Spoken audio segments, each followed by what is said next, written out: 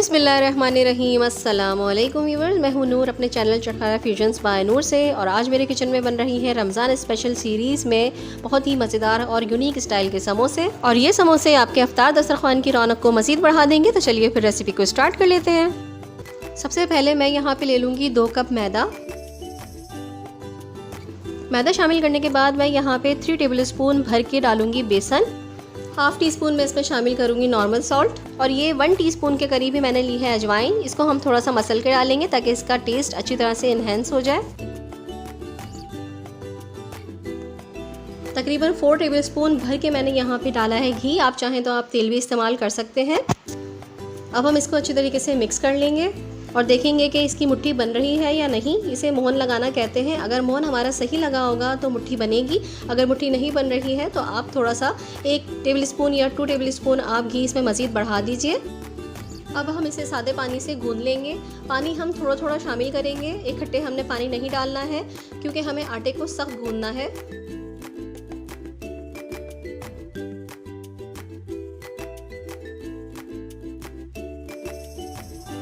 थोड़ा थोड़ा पानी डालने के बाद हम आटे को इस तरह से कंबाइन कर लेंगे और थोड़ा सा पानी हाथ में लेके हम इसको फर्म कर लेंगे। ये देखिए इस तरह से हमने आटा गूंदना है। आटा सख्त होना चाहिए, ज़्यादा मुलायम नहीं होना चाहिए। ये देखिए आटे का टेक्सचर आप लोग देख सकते हैं। इस तरह से हमने थोड़ा सख्त आटा गूंदना है। अब 10 से 15 मिनट के लिए मैं एक नम कपड़े से इसको ढक के रेस्ट के लिए रख दूँगी। ये देखिए पानी मैंने कितना इस्तेमाल किया है, 1 गिलास में से इतना पानी बचा है। अब हम समोसे की फिलिंग तैयार कर लेंगे। यहाँ पर मैंने तकरीबन 4 टेबल स्पून के करीब ऑयल ले लिया है। एक बड़े साइज़ का प्याज मैंने चॉप करके ले लिया है। प्याज हम ट्रांसलूसेंट होने तक इसको फ्राई करेंगे ऑयल में। जब ये ट्रांसलूसेंट हो जाएगी तो मैंने यहाँ पे आधा किलो आलू को बॉईल करके छील लिया और मैश कर लिया था। आलू को मैंने बिल्कुल वैसे ही मैश किया है जैसे हमें समोसों की फिलिंग के लिए चाहिए होते हैं। जो ज़्यादा मोटे टुकड़े थे उनको मैं चमचे की मदद से तोड़ रही हूँ। अब मैं इसमें डालूंगी 3 टेबल स्पून के करीब पकौड़ों और समोसों का मसाला।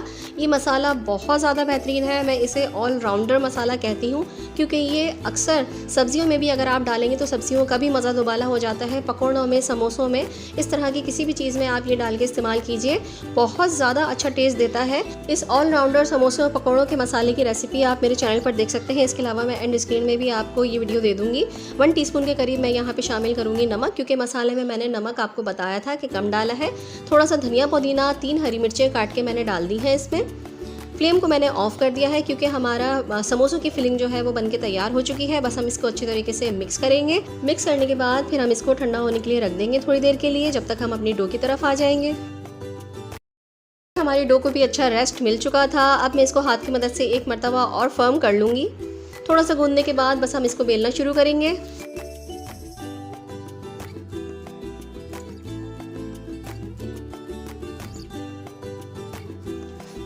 काउंटर पे थोड़ा सा आटा मैं डस्ट कर लूँगी। यहाँ पे मैंने ऑल पर्पस फ्लोर डाला है ताकि हमारा आटा चिपके नहीं। अब मैं इसको बेलना शुरू करूँगी। बेलते हुए हमें इसे लंबाई की शेप देनी है। अगर आपको मेरी वीडियो पसंद आ रही है तो मेरी वीडियो को लाइक कर दीजिए और अपने फ्रेंड्स एंड फैमिली में शेयर भी कर दीजिएगा। और अगर मेरे चैनल पर नए हैं तो मेरे चैनल को सब्सक्राइब करके बेल का आइकन भी प्रेस कर दीजिए। ये देखिए मैंने इतनी बड़ी रोटी बेल ली है और मैंने इसकी देखें मोटाई उतनी ही रखी है जितनी समोसों की पट्टी की होती है। अब मैं इसके ऊपर जो हमने समोसों का मसाला बनाया था वो उसके ऊपर फैला दूंगी अच्छी तरीके से।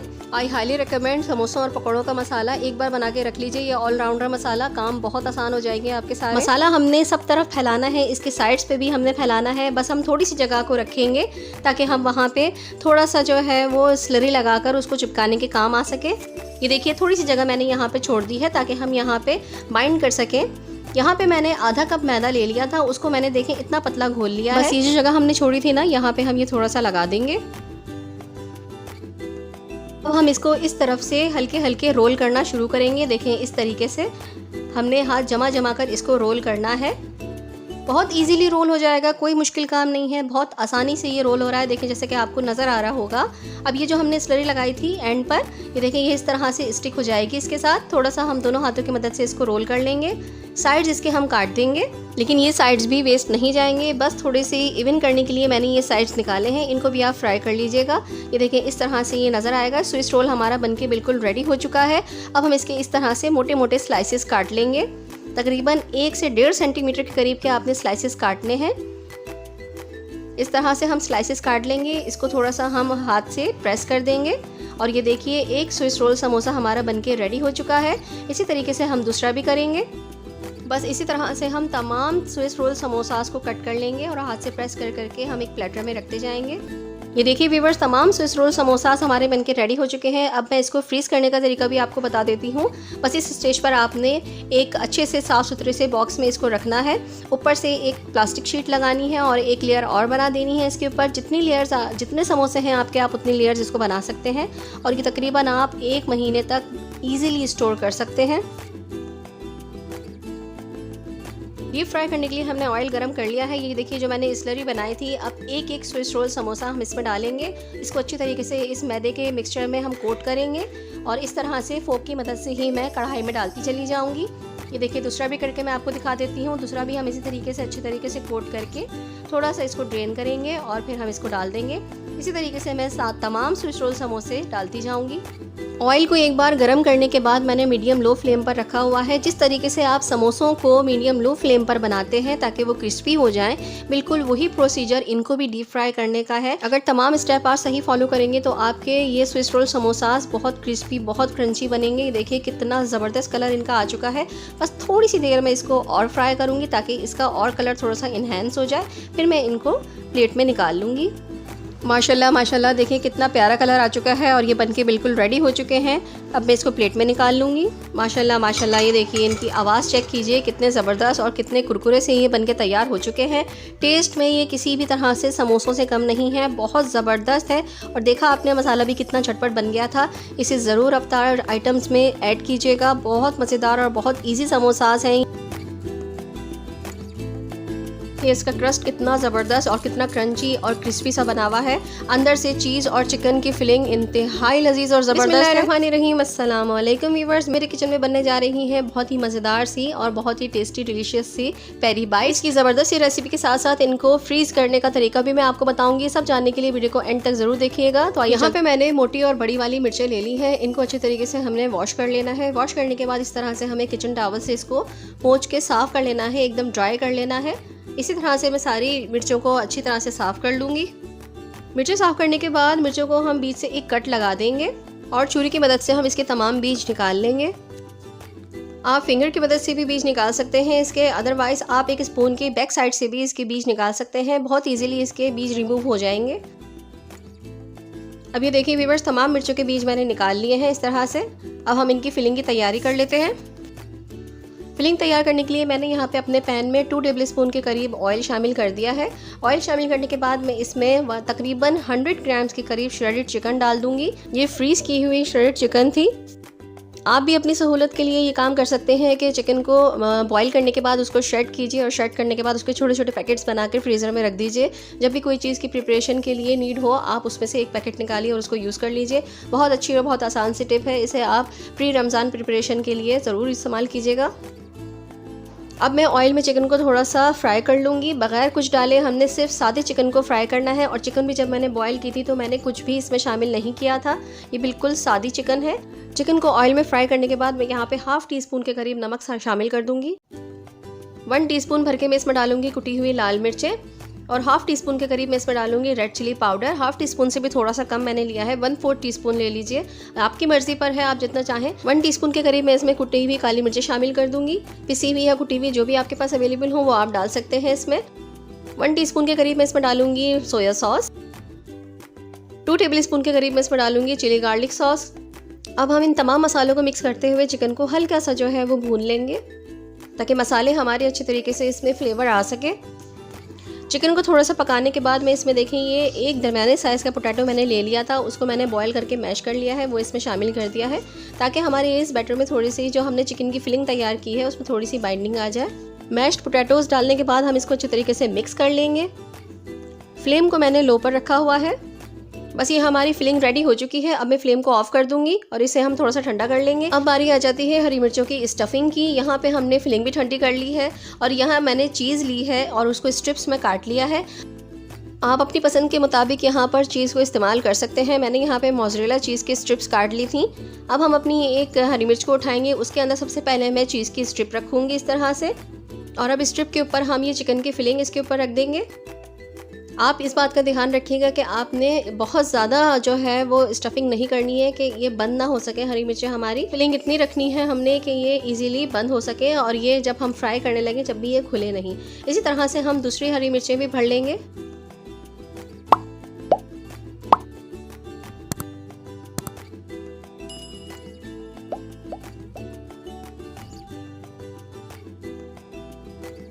ये देखिए व्यूवर्स, ये मरहला भी हमारा कंप्लीट हो चुका है। तमाम की तमाम हमने स्टफ़ कर ली हैं हरी मिर्चों को।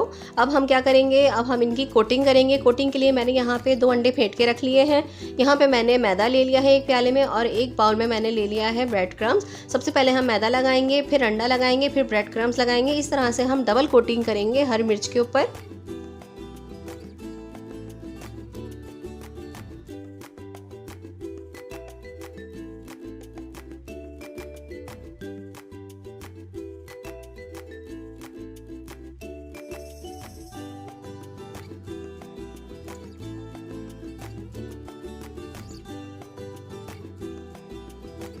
ये देखिए इस तरह से एक मिर्च हमने तैयार कर ली है कोटिंग करके। अब हम इसको रख देंगे। इसी तरह से मैं दूसरी हरी मिर्चों को भी कोटिंग कर लूँगी।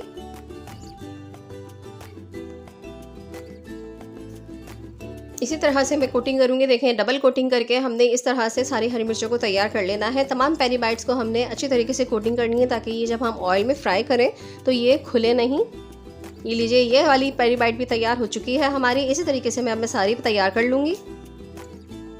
ये देखिए व्यूअर्स, तमाम पेरी बाइट्स हमारी तैयार हो चुकी हैं। अब मैं इनको फ्रीज़ करने का तरीका आपको बता देती हूँ। फ्रीज़ करने के लिए मैंने यहाँ पे एक जार ले लिया है। जार खुश्क और साफ़ सुथरा सा होना चाहिए। पहले हम इस तरह से तमाम पेरी बाइट्स को रख देंगे। अगर आपको मेरी ये वीडियो पसंद आ रही है तो मेरी वीडियो को लाइक और शेयर ज़रूर कर दीजिएगा। एक लेयर कंप्लीट करने के बाद अब हम इस तरह से एक शॉपर ऊपर रखेंगे और दूसरी लेयर भी इसी तरीके से लगा देंगे। ये देखिए व्यूअर्स, दूसरी लेयर भी हमारी लग चुकी है। अब हम इसको क्या करेंगे कि हम इसको अच्छी तरीके से एयर टाइटली कवर करके इसको फ्रीज़र में रख देंगे। ये तकरीबन 1 से 1.5 महीने तक आराम से आप यूज़ कर सकते हैं, बशर्ते कि ये बिल्कुल फ्रीज़ हो चुकी हो।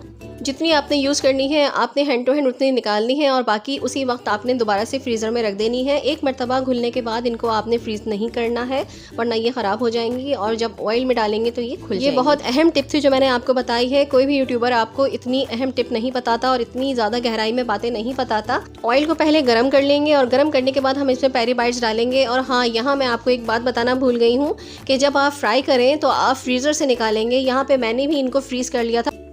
फ्रीज़ करने के बाद इसलिए मैं आप लोगों को दिखा रही हूँ ताकि मैं आपको फ्रोज़न का रिज़ल्ट भी दिखा सकूँ कि फ्रीज़ करके जब आप रखेंगे तो और जब तलेंगे तो उसके बाद इसका रिज़ल्ट क्या आएगा। एक और बात मैं आपको बता दूं कि आपने ऑयल को हाई फ्लेम पर जो है, मीडियम हाई पर जो है वो गर्म करना है। लेकिन जब आप मिर्चें डालने से पहले उसको मीडियम लो पर कर देंगे, फिर आप उसमें पेरी बाइट्स डालेंगे और लो पर ही आपने इनको सेकना है। इस तरीके से आपने हल्के हल्के इनको चलाना है ताकि ये खुले नहीं और टूटे नहीं और जो इतनी कोटिंग है वो उतरे नहीं। ये देखिए व्यूअर्स, इतना प्यारा सा कलर आने के बाद इनको हम अब निकाल लेंगे ऑयल से और फ्लेम को ऑफ कर देंगे।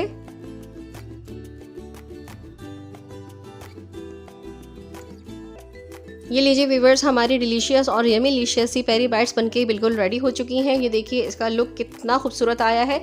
फ्रीज़ करने के बाद मैंने इनको फ्राई किया है और इसकी आउटर लेयर देखिए कितनी क्रिस्पी है। आवाज़ से ही आपको लग रहा होगा कि ये कितनी क्रिस्पी है और कितनी अच्छी ये बनके तैयार हो चुकी हैं।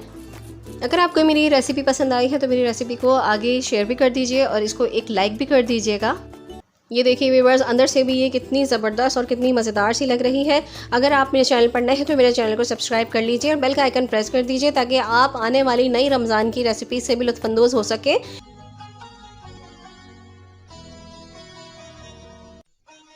दही फुल्की बनाने के लिए सबसे पहले हम फुल्कियों के लिए बेसन को फेंट लेते हैं। ये मैंने 1 कप बेसन ले लिया है। अब मैं इसमें ऐड करूँगी 1 टीस्पून के करीब नमक। आप नमक अपने हिसाब से भी ऐड कर सकते हैं। इसमें हाफ़ टी स्पून से भी कम मैंने रेड चिली पाउडर लिया है। 1 टीस्पून मैंने इसमें वाइट क्यूमिन सीड्स लिए हैं, सफ़ेद ज़ीरा ले लिया है और ये मैंने हाफ़ टी स्पून से भी कम इसमें खाने का सोडा ऐड किया है। नमक और मिर्च आप अपनी पसंद के मुताबिक भी शामिल कर सकते हैं, चाहे तो इसमें ग्रीन चिलीज़ भी आप ऐड कर सकते हैं। मैं अब इसको मिक्स करूँगी और इसको पेस्ट बना लूँगी थोड़ा थोड़ा पानी ऐड करके।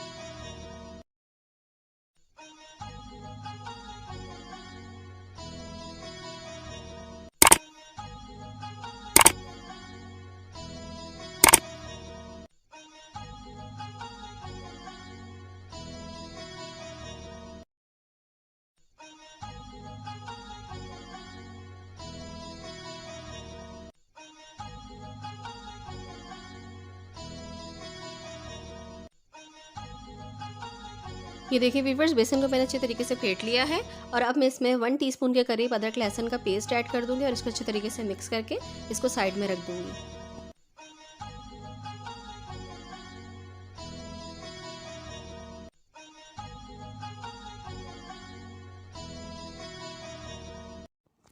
अब बारी आती है दही की प्रिपरेशन की। तकरीबन हाफ लीटर से कम थोड़ा सा दूध था जिसका मैंने कल दही जमा लिया था और अब मैं इसमें ऐड करूंगी नमक। तकरीबन 1 टीस्पून के करीब मैं इसमें नमक ऐड कर दूंगी।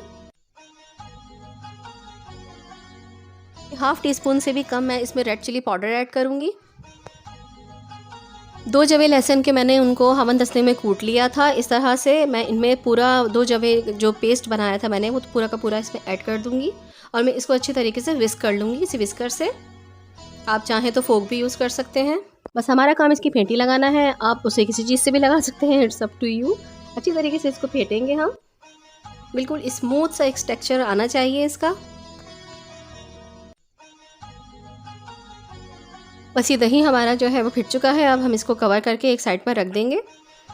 अब एक देगची में मैंने ऑयल को गर्म कर लिया है।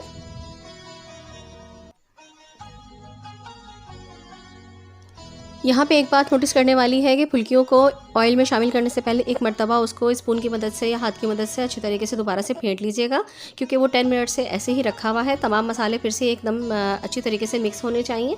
अब मैं स्पून की मदद से यहाँ पे फुल्कियाँ डाल रही हूँ। हाथ की मदद से भी डाल सकते हैं फुल्कियाँ, लेकिन स्पून की मदद से भी बहुत अच्छी फुल्कियाँ डल सकती हैं। देखें कितनी अच्छी फुल्कियाँ स्पून से भी डल रही हैं। ऑयल एक बार जब तेज़ गर्म हो गया था तो फिर मैंने मीडियम लो फ्लेम पर कर दी थी फ्लेम अपनी। अब इस तरह से हमने मीडियम लो फ्लेम पर ही फुल्कियों को बनाना है ताकि वो अंदर से भी कच्ची ना रहे।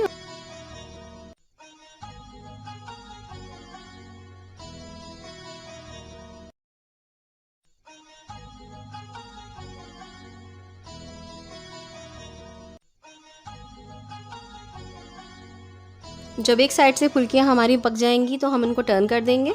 ये देखिए नीचे से हमारी फुल्कियाँ ब्राउन हो चुकी हैं। अब मैं इसको पलट दूंगी और पलट के भी इनको ब्राउन कर लूँगी।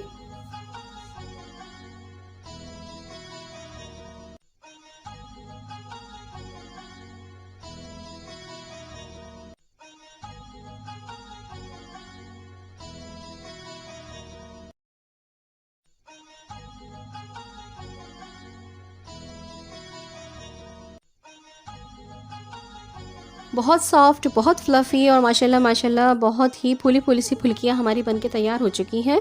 अब मैं बस इनको थोड़ी देर के लिए और फ्राई करूँगी, फिर मैं इनको निकाल लूँगी और फिर जो बाकी की फुल्कियों का मसाला हमारा बचा है बेसन, वो मैं दोबारा से इसमें डाल के वो भी निकाल लूँगी। और किस तरह से निकालना है और पानी में इसको भिगाना है मैं भी आपको दिखाती हूँ ये।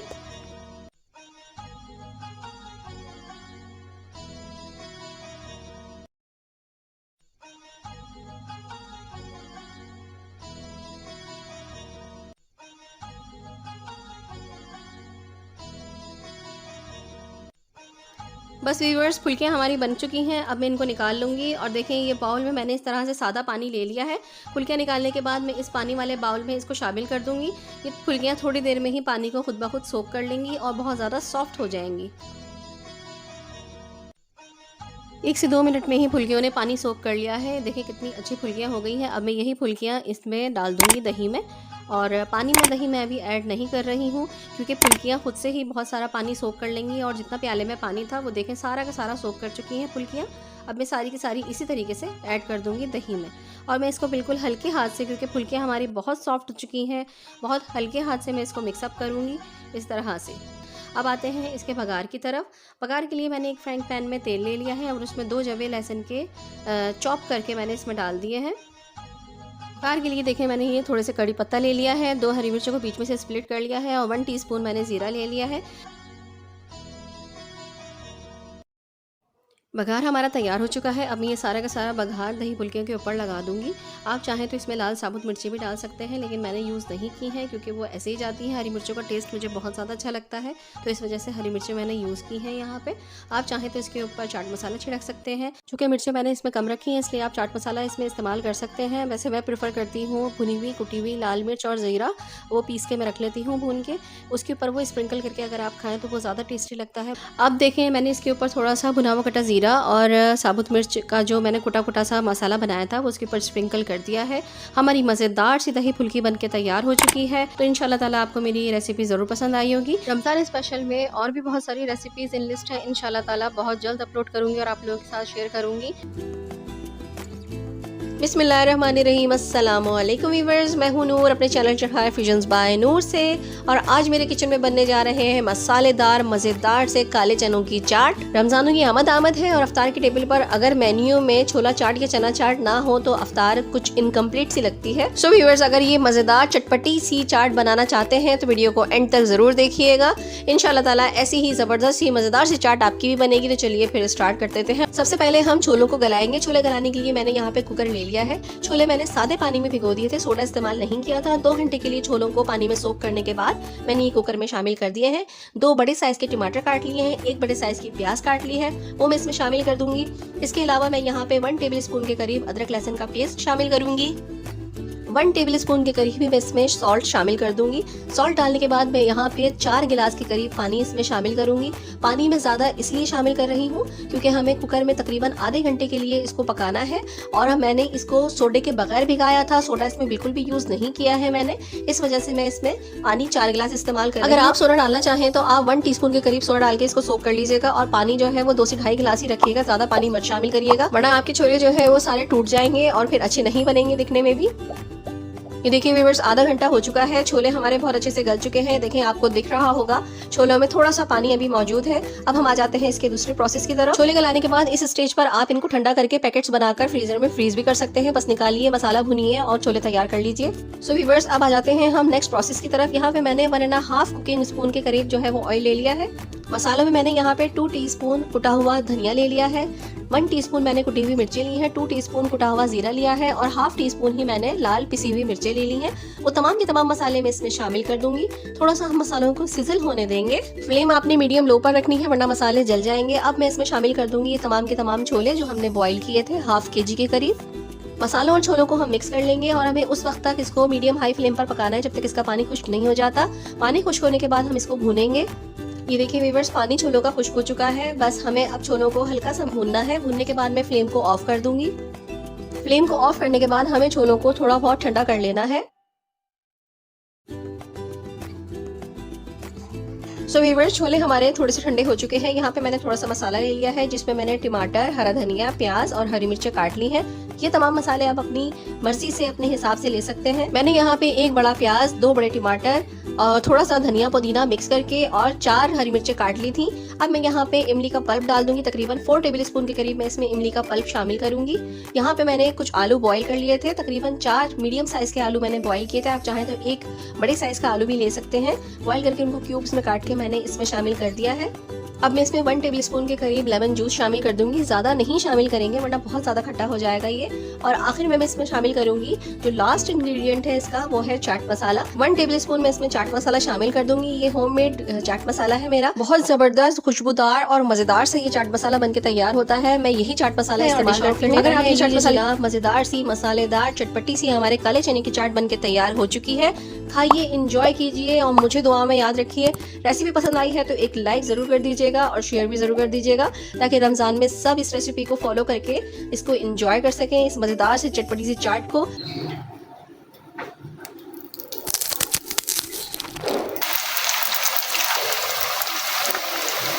आज हम बनाने जा रहे हैं बिना बेसन और बहुत कम मसालों से इंतहाई क्रिस्पी स्नैक्स, जिनको खाएंगे एक मरतबा तो मज़ा ही आ जाएगा। तो चलिए फिर हम रेसिपी को स्टार्ट कर लेते हैं। यहाँ पे मैंने बनाने के लिए रेसिपी 2 आलू ले लिए हैं जो कि बड़े साइज़ के हैं और 2 ही गाजरें ले ली हैं। इनको साफ़ कर लिया है। अब यहाँ पे मैं एक ग्रेटर ले रही हूँ। आपके पास जो भी ग्रेटर हो आप वो इस्तेमाल कर सकते हैं। अब मैं यहाँ पे आलूओं को लंबाई की तरफ से ग्रेट करना शुरू करूँगी, चौड़ाई की तरफ से ग्रेट नहीं करेंगे।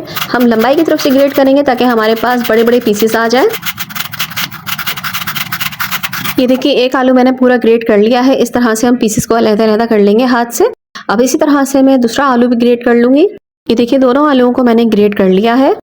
अब इन तमाम आलूओं को मैं एक बाउल में ट्रांसफ़र कर दूँगी। अब जिस तरह से आलूओं को हमने ग्रेट किया है इसी तरह से मैं इन गाजरों को भी ग्रेट कर लूँगी।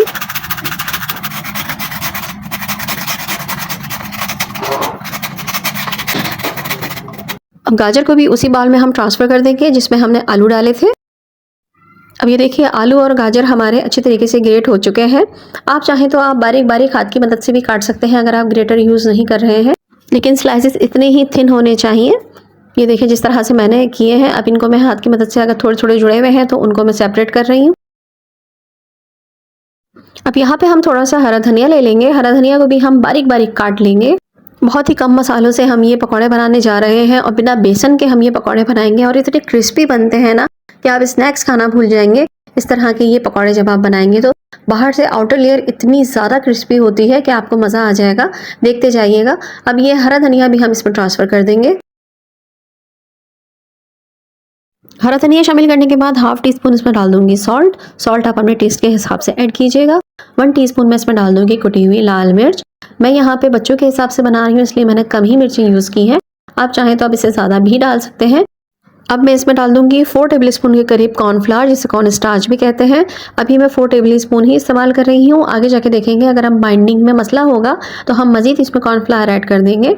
क्योंकि हम ये पकौड़े बेसन के बगैर बना रहे हैं तो इस वजह से हमें इसकी बाइंडिंग के लिए कुछ ना कुछ तो डालना है, तो हम इसकी बाइंडिंग कॉर्नफ्लोर से करेंगे। आप चाहें तो आप इसको मैदे से भी बाइंड कर सकते हैं, लेकिन मैं यहाँ पे मैदा यूज़ नहीं करना चाह रही क्योंकि मैं चाह रही हूँ कि गाजर और आलूओं का टेस्ट प्रोमिनेंट निकल कर आए। यही वजह है कि मैंने मसालों में सिर्फ नमक और मिर्च शामिल किया है, इसके अलावा मैंने कोई से एक्स्ट्रा मसाले इसमें शामिल नहीं किए हैं। अब यहाँ पे बाइंडिंग थोड़ी सी मुझे कम लग रही थी तो यहाँ पे 2 टेबलस्पून के करीब मैं मज़ीद इसमें कॉर्नफ्लावर ऐड कर दूंगी। अब हमारी बाइंडिंग इससे अच्छे से हो जाएगी। तो टोटल मैंने यहाँ पे 6 टेबलस्पून के करीब कॉर्नफ्लोर शामिल किया है। एक बात का ख़ास ख्याल रखिएगा कि आप जब ग्रेट कर लें तो आप अगर इसको उठा के रख देंगे या पानी में भिगो के रख देंगे तो वो पानी ज़्यादा मिकदार में हो जाएगा और आपका कॉर्नफ्लोर उस हिसाब से ज़्यादा लग सकता है।